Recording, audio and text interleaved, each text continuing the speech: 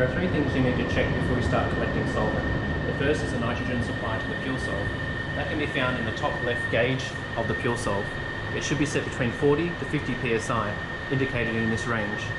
If this is correct, the next gauge you need to check is the solvent gauge, which is found above the solvent you're selecting. This needs to be set at no more than 5 psi, as indicated on this gauge. So if the Puresolv nitrogen is not within the recommended operating pressures, the first thing to do is come and check if the gas cylinder has been switched off. Turn the tap anti-clockwise to increase the pressure. If the tap is open and no pressure is gained, then the gas cylinder is likely empty and solvent cannot be collected from this Puresolv at present. Let the technician know to replace the gas cylinder and collect from another unit. In our case, the pressure has regained, and so we can check the main pressure of the Puresolv has returned to the operating pressures.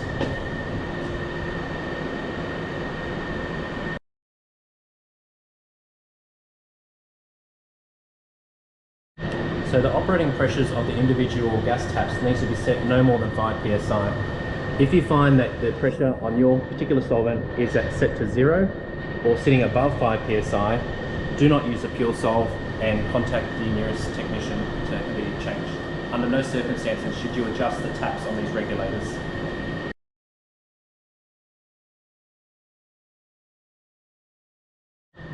So the second item that you'll need to check as part of the pre-operational use of the Puresolv is to check the vacuum gauge, which is located at the bottom right of the Puresolv unit. The pump for this is located to the side of the Puresolv, which should be off from the last user. So you'll need to switch that on, which can then be seen by the vacuum gauge to have an effect.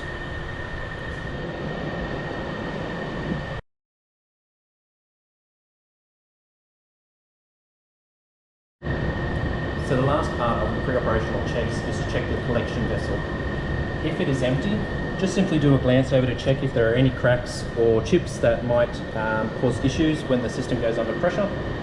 If there is solvent in there, you'll need to empty that before you collect your fresh solvent. To do this, simply remove the tap and remove the flask. To the side of the Puresolv, there should be some waste containers and measuring cylinders. It's crucial that we measure how much waste we're disposing of so that we can account for how much solvent has gone through the system. So in this case, I'm disposing of 14 mils. Being toluene, it will go into the non-halogenated organic waste.